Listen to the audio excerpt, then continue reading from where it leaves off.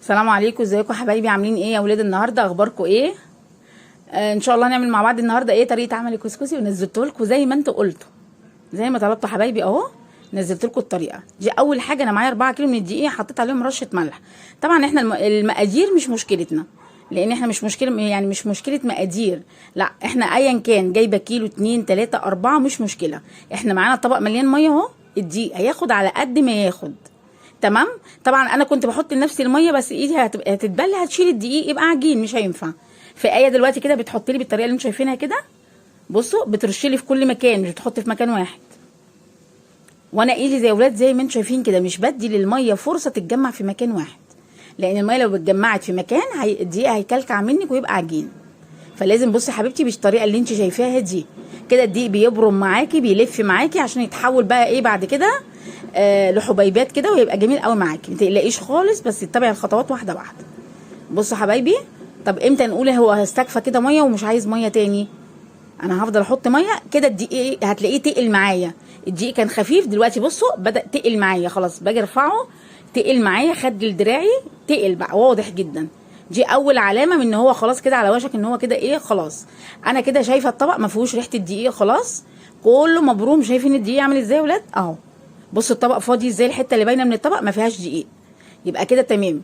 هاخد حبه على ايدي زي ما انتم شايفين كده اهو، ما في لقيتش دقيق في الطبق في ايدي، لان لو في دقيق اول ما تاخدي حبه وترميهم كده هتلاقي لو في دقيق هيمسك في كف ايدك.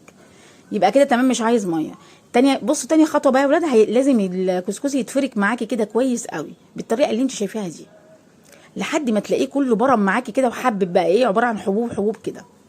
بصوا حبايبي اهو، مش هياخد معاكي وقت خالص، لاني ما شاء الله هو واخد كفايته في الميه مظبوطه، ولا زياده ولا ناقص. فده بيسهل عليكي بقى ايه لحد الاخر. بصوا حبايبي، وما شاء الله بصوا عامل ازاي يا ولاد. بصوا مفيش حاجه معجنه، مفيش حاجه ماسكه ببعضها، زي ما انتم شايفين كده. كل ده انا لسه بفرك في ايه فيه. حاولي ان انت بصي حبه حبه كده، ما تسيبيش حاجه فيه. بصوا حبايبي اهو، شايفينه عامل ازاي يا ولاد؟ بصوا اهو، والله انا ما قطعت اي حاجه، مخليه لكم كده خطوه بخطوه.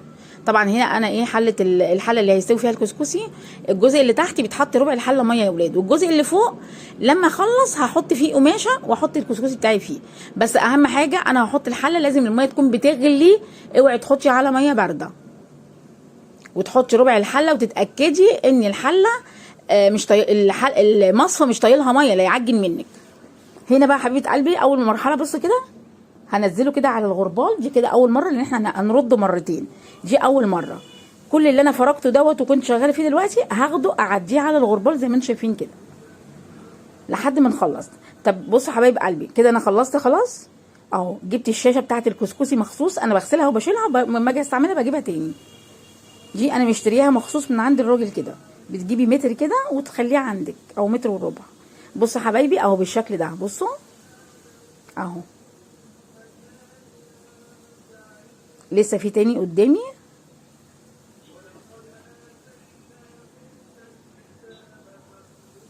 بصوا حبايبي انا بوريهولكوا بس. بصوا كل ده احنا لسه ما عملناش حاجه، ده ميه ودقيق بس، لسه ما ترفعش على النار اصلا. بصوا حبايبي اهو، حط ايه، هكمل على الحله كده. انا الحله بتاعتي ما شاء الله بتاخد 5 كيلو يا ولاد. بصوا اهو، هحط تاني بقيته. بصوا اهو زي ما انتم شايفين كده، وهرفعه على النار يا حبايبي، وهوريكم دلوقتي على النار، هوريهولكم. بصوا حبايبي اهو، هو كده ايه غلي معايا اول ما حطيته، لان الميه تحت بتغلي. الجزء اللي تحت فيه ربع ميه، والجزء اللي فوق فرشه فيه القماشه وحاطه فيه الكسكسي. طب انا ما عنديش يا داليا بقى حله كسكسي، اعمل ايه؟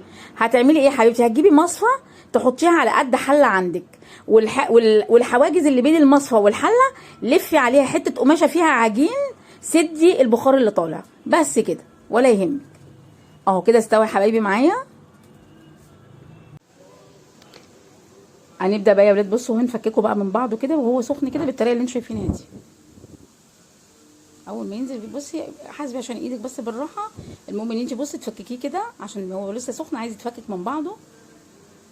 بصوا حبايبي اهو، هنبدا بقى بصوا نعمل العمليه اللي احنا عملناها اول مره، اللي هي ايه؟ بنسقي ميه، لسه ما خدش الميه بتاعت السوا بتاعه، هخد مني نص الطبق اللي معانا ده تاني.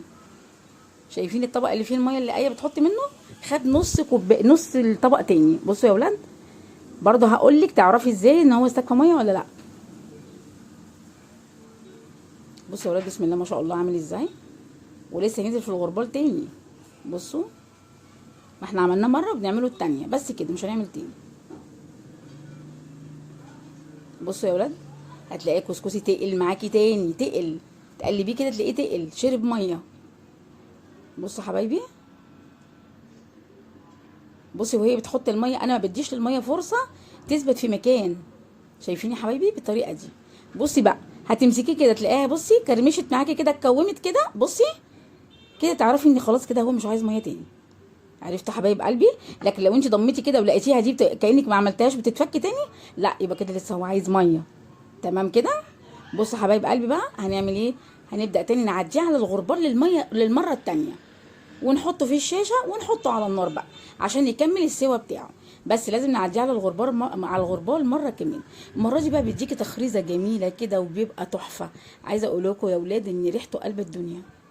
بصوا ما شاء الله، لو انت خدتي بالك بصي مخرز وتحفه تحفه يا ولاد، بجد حلو جدا.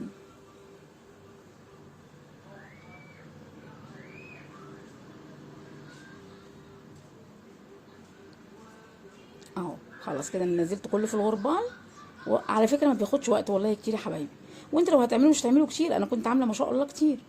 بصوا حبايب قلبي اهو، نغطي بقى كده الحله بتاعتنا كويس قوي وهنرفعها على النار. اخر مره بقى لما هينزل كده خلاص بقى يا ولاد هنديله السمنه بتاعته خلاص. بصوا بالشكل اللي انتوا شايفينه ده حبايب قلبي. نغطي الحله بقى طبعا انا عندي حله الميه بتغلي على النار. بصوا استوى كده يا ولاد، وانا نزلته اهو. انا بحاول اختصر بس عشان الفيديو ما يطولش قوي عليكم. بصوا نزل من على النار اهو. لازم تعملي كده عشان يفك من الشاشه وينزل معاكي بمنتهى السهوله. بصوا يا ولاد بسم الله ما شاء الله اهو، فضيته كله. هبدا احط السمنه بتاعتي. انا حطيت زبده نيوزيلندي يا ولاد، وحطيت شويه فانيليا، لان احنا بناكله بسكر ومكسرات وزبيب وكده. انتوا بقى لو بتحبوا تاكلوه مثلا بشوربه ولحوم، وفي ناس بتاكله كده، تحطوش فانيليا. بصوا حبايب قلبي هنا بقى بديله السمنه بتاعته. دي زبده نيوزيلندي يا ولاد، الزبده النيوزيلندي تحفه فيه بجد، ريحتها فظيعه. دي نيوزيلندي الاصلي، جميله جدا، بلدي طبعا، ريحتها بصوا تحفه اهي. لازم لما ينزل كده تديله كده وتسقيه السمنه وهو سخن. بعد كده تحطيه في اكياس، تحطيه في الفريزر، تطلعي على الكيس على القد كده، توطي عليه شمعه وتقفي تقلبي فيه كده لحد ما يسخن. تحفه وبألف هنا وشفا حبايب قلبي، ربنا يحسن ما بين ايديكم. يلا حبايبي سلام عليكم، تعملوه ان شاء الله ويطلع احسن واحسن. ربنا يحسن ما بين ايديكم حبايبي، سلام عليكم.